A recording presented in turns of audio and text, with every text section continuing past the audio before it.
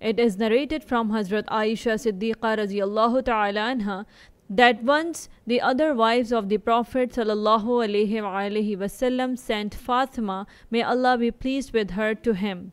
She asked for permission to enter while the Prophet sallallahu alaihi wasallam was with Aisha, may Allah be pleased with her, under her cloak.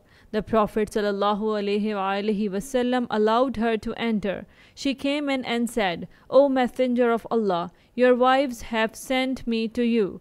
They request justice regarding the matter of Abu Quhafa's daughter. The Prophet sallallahu alaihi wasallam said, My dear daughter, do you not love what I love? She replied, Indeed I do. The Prophet sallallahu alaihi wasallam then said, Then love her as well.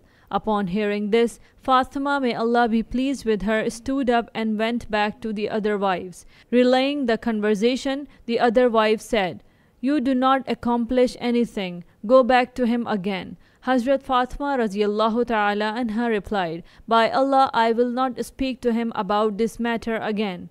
Then the wife sent Zainab bint Jahesh, may Allah be pleased with her. She asked for permission to enter, and the Prophet sallallahu alaihi wasallam allowed her to do so. She came in and repeated the same message about seeking justice regarding Abu Quhafa's daughter.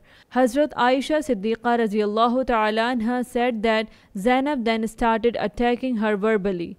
Hazrat Aisha Siddiqa radiallahu ta'ala anha looked at the Prophet sallallahu alaihi wasallam to see if he would allow her to respond.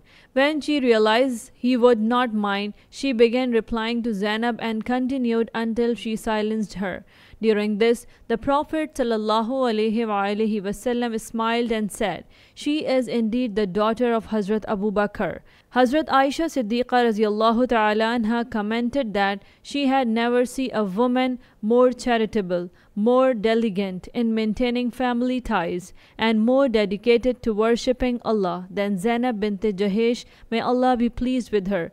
But she had a temper that could make her quite formidable, especially in the context of co-wives. Musnad Ahmad, Hadith number 24063.